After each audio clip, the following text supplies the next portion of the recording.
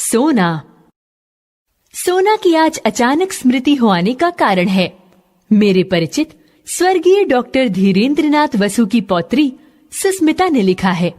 गत वर्ष अपने पड़ोसी से मुझे एक हिरन मिला था।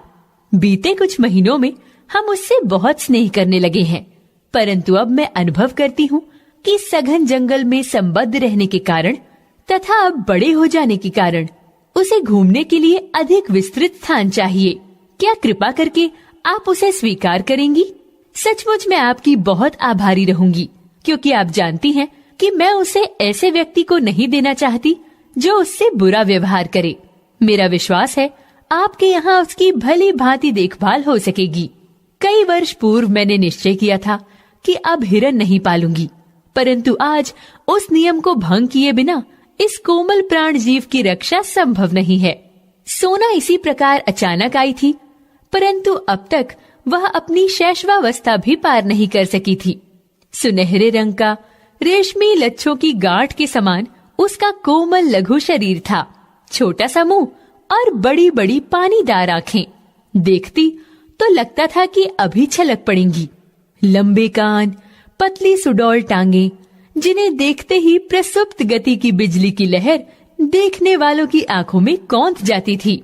सब उसके सरल शिशु रूप से इतने प्रभावित हुए कि किसी चंपकवर्ण रूपसी के लिए उपयुक्त सोना, सुवर्णा, स्वर्णलेखा आदि नाम उसका परिचय बन गए। परंतु उस बेचारे हरण शावक की कथा तो मिट्टी की ऐसी व्यथा कथा है जिसे मनुष्य की निष्ठुरता गढ़ती है।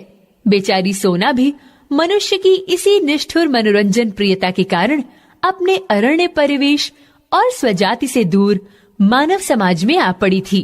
प्रशांत वनस्थली में जब अलस भाव से रोमंथन करता हुआ मृग समूह शिकारियों के आहट से चौंक कर भागा, तब सोना की माँ सद्यः प्रसूता होने के कारण भागने में असमर्थ रही। सदैव जात मृग शिशु तो भाग नहीं सकता था, अतः मृगी माँ ने अपनी संतान को अपने शरीर की ओट में सुरक्षित रखने के प्रयास में प्राण दिए। पता नहीं दया के कारण या कौतुक प्रियता के कारण शिकारी मृत हिरनी के साथ उसके रक्त से सने और ठंडे स्तनों से चिपके हुए शावक को जीवित उठा लाए। उनमें से किसी के परिवार की सदै गृहिणी और बच्चों ने उसे पानी मिला दूध पिला पिलाकर 2-4 दिन तक जीवित रखा। सुस्मिता वसु के समान ही किसी बालिका को मेरा स्मरण हो आया और वह उस अनाथ शावक को मुमूर्ष अवस्था में मेरे पास ले आई। शावक अवांछित तो था ही, उसके बचने की आशा भी धूमिल थी, परंतु उसे मैंने स्वीकार कर लिया। स्निग्ध सुनहले रंग के कारण उसे सब सोना कहने लगे। दूध पिलाने की शीशी, ग्लूकोज, बकरी का दूध आदि सब कुछ एकत्र करके उसे पालने का कठिन अनुष्ठान आरंभ हुआ। उसका मुंह इतना छोटा था कि उसमें शीशी का निप्पल समाता ही नहीं था। उस पर उसे पीना भी नहीं आता था। फिर धीरे धीरे उसे पीना ही नहीं, दूध की बोतल पहचानना भी आ गया। आंगन में कूदते फांदते हुए भी भक्तिन को बोतल साफ करते देखकर वह दौड़ आती और अपनी तरल चकित आंखों से उसे ऐसे देखने लगती मानो वह कोई सजीव मित्र हो। उसने रात में मेरे पलंग के पाए से सटकर बैठना सीख लिया था, पर वहां गंदा न करने की आदत कुछ दिनों के अभ्यास से पड़ सकी। अंधेरा होते ही वह मेरे पलंग के पास आ बैठती और फिर सवेरा होने पर वह बाहर निकलती। उसका दिन भर का कार्यकलाप भी एक प्रकार से निश्चित था। विद्यालय और छात्रावास की विद्यार्थियों के बीच पहले वह एक कौतुक का कारण रही, परंतु कुछ दिन बीत जाने पर उनकी ऐसी प्रिय साथिन बन गई जिसके बिना उनका किसी काम में मन ही नहीं लगता था। दूध पीकर और भीगे चने खाकर सोना कुछ देर कंपाउंड में चारों पैरों को संतुलित कर चौकड़ी भरती। फिर वह छात्रावास पहुंचती और प्रत्येक कमरे का भीतर बाहर निरीक्षण करती। सवेरे छात्रावास में विचित्र सी क्रियाशीलता रहती है। कोई छात्रा हाथ मुंह धोती है, कोई बालों में कंघी करती है, कोई साड़ी बदलती है, कोई अपनी मेज की सफाई करती है, कोई स्नान करके भीगे कपड़े सूखने के लिए फैलाती है और कोई पूजा करती है। सोना के पहुंच जाने पर इस विविध कर्म संकुलता में एक नया काम और जुड़ जाता है। कोई छात्रा उसके माथे पर कुमकुम का बड़ा सा टीका लगा देती, कोई पूजा के बताशे खिला देती। मेस में उसके पहुंचते ही छात्राएं ही नहीं, नौकर चाकर तक दौड़ आते और सभी उसे कुछ न कुछ खिलाने को उतावले रहते, परंतु उसे बिस्कुट को छोड़कर अन्य खाद्य पदार्थ कम पसंद थे। छात्रावास का जागरण और जलपान अध्याय समाप्त होने पर वह घास के मैदान में कभी धूप चरती और कभी उस पर लौटती रहती। मेरे भोजन का समय वह किस प्रकार जान लेती थी, ये समझने का उपाय नहीं है, परंतु वह ठीक समय पर भीतर आ जाती और तब तक मुझसे सटकर खड़ी रहती जब तक मेरा खाना समाप्त न हो जाता। कुछ चावल, रोटी आदि उसका भी प्राप्य था, परंतु उसे कच्ची सब्जी ही अधिक भाती थी।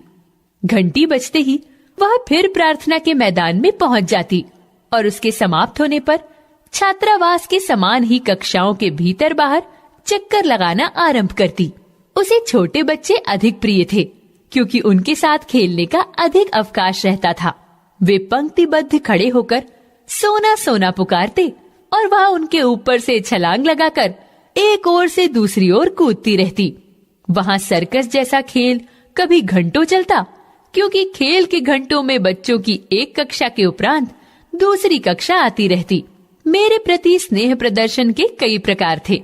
बाहर खड़े होने पर वह सामने या पीछे से छलांग लगाती और मेरे सिर के ऊपर से दूसरी ओर निकल जाती। प्रायः देखने वालों को भय होता था कि मेरे सिर पर चोट न लग जाए, परंतु वह पैरों को इस प्रकार सिकोड़े रहती और मेरे सिर को इतनी ऊंचाई से लांघती थी कि चोट लगने की कोई संभावना ही नहीं रहती थी। भीतर आने पर वह मेरे पैरों से अपना शरीर रगड़ने लगती। मेरे बैठे रहने पर वह साड़ी का छोर मुंह में भर लेती और कभी पीछे चुपचाप खड़े होकर चोटी ही चबा डालती। डांटने पर वह अपनी बड़ी गोल और चकित आंखों से ऐसे अनिर्वचनीय जिज्ञासा भरकर एकटक देखने लगती कि हंसी आ जाती। अनेक विद्यार्थियों की भारी भरकम गुरुजी से सोना को क्या लेना देना था। वह तो उस दृष्टि को पहचानती थी जिसमें उसके लिए स्नेह छलकता था और उन हाथों को जानती थी जिन्होंने यत्न पूर्वक दूध की बोतल उसके मुख से लगाई थी। यदि सोना को अपने स्नेह की अभिव्यक्ति के लिए मेरे सिर के ऊपर से कूदना आवश्यक लगेगा तो वह कूदेगी ही। मेरी किसी अन्य परिस्थिति से प्रभावित होना उसके लिए संभव नहीं था। कुत्ता स्वामी और सेवक का अंतर जानता है और स्वामी के क्रोध की प्रत्येक मुद्रा से परिचित रहता है।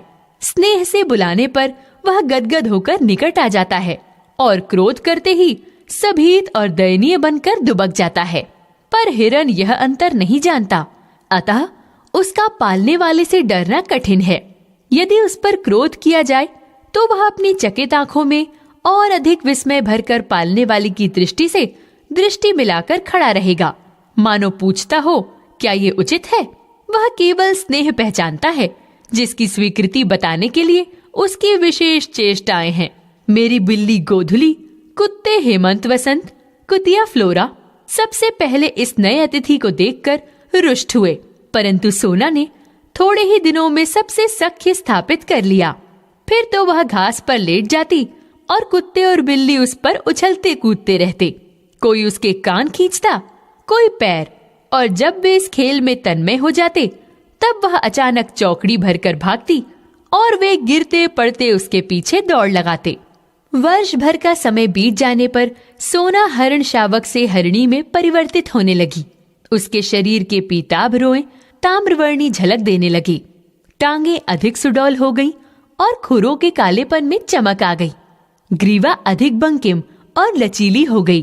पीठ में भराव वाला उतार चढ़ाव और स्निग्धता दिखाई देने लगी, परंतु सबसे अधिक विशेषता तो उसकी आंखों और दृष्टि में मिलती थी। आंखों के चारों ओर खिंची कज्जल कोर में नीले गोलक और दृष्टि ऐसी लगती थी मानो नीलम के बल्बों में उजली विद्युत का स्फुरण हो। इस बीच फ्लोरा ने भक्तिन की अंधेरी कोठरी में एकांत कोने में 4 बच्चों को जन्म दिया और वह खेल के संगियों को भूलकर अपनी नवीन सृष्टि के संरक्षण में व्यस्त हो गई। 1-2 दिन सोना अपनी सखी को खोजती रही, फिर उसको इतने लघु जीवों से घिरा देख उसकी स्वाभाविक चकित दृष्टि गंभीर विस्मय से भर गई। एक दिन देखा फ्लोरा कहीं बाहर घूमने गई है और सोना भक्तिन की कोठरी में निश्चिंत लेटी है। पिल्ले आंखें बंद कर रहने के कारण ची ची करते हुए सोना के उदर में दूध खोज रहे थे। तब से सोना के नित्य के कार्यक्रम में पिल्लों के बीच में लेट जाना भी सम्मिलित हो गया। आश्चर्य की बात ये थी कि फ्लोरा, हेमंत, बसंत या गोधुली को तो अपने बच्चों के पास फटकने भी नहीं देती थी, परंतु सोना के संरक्षण में उन्हें छोड़कर आश्वस्त भाव से इधर उधर घूमने चली जाती थी। संभवतः वह सोना की स्नेही और अहिंसक प्रकृति से परिचित हो गई थी। पिल्लों के बड़े होने पर और उनकी आंखें खुल जाने पर सोना ने उन्हें भी अपने पीछे घूमने वाली सेना में सम्मिलित कर लिया और मानो इस वृद्धि के उपलक्ष्य में आनंदोत्सव मनाने के लिए अधिक देर तक मेरे सिर के आर पार चौकड़ी भरती रही। उसी वर्ष गर्मियों में मेरा बद्रीनाथ की यात्रा का कार्यक्रम बना। प्रायः मैं अपने पालतू जीवों के कारण प्रवास में कम रहती हूँ।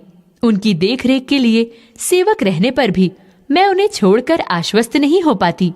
भक्तिन, अनुरूप आदि तो साथ जाने वाले थे ही।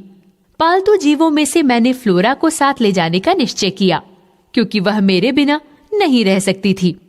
सोना की सहज चेतना में न मेरी यात्रा जैसी स्थिति का बोध था, न प्रत्यावर्तन का। उसी से उसकी निराश जिज्ञासा और विस्मय का अनुमान मेरे लिए सहज था। पैदल आने जाने के निश्चय के कारण बद्रीनाथ की यात्रा में ग्रीष्मावकाश समाप्त हो गया।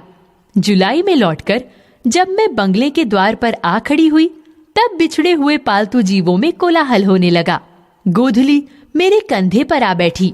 हेमंत, बसंत मेरे चारों ओर परिक्रमा करके हर्ष की ध्वनियों से मेरा स्वागत करने लगे, पर मेरी दृष्टि सोना को खोजने लगी। क्यों वह अपना उल्लास व्यक्त करने के लिए मेरे सिर के ऊपर से छलांग नहीं लगाती? सोना कहाँ है? पूछने पर माली आंखें पोंछने लगा और चपरासी, चौकीदार एक दूसरे का मुंह देखने लगे। वे लोग आने के साथ ही मुझे कोई दुखद समाचार नहीं देना चाहते थे, परंतु माली की भावुकता ने बिना बोले ही उसे दे डाला।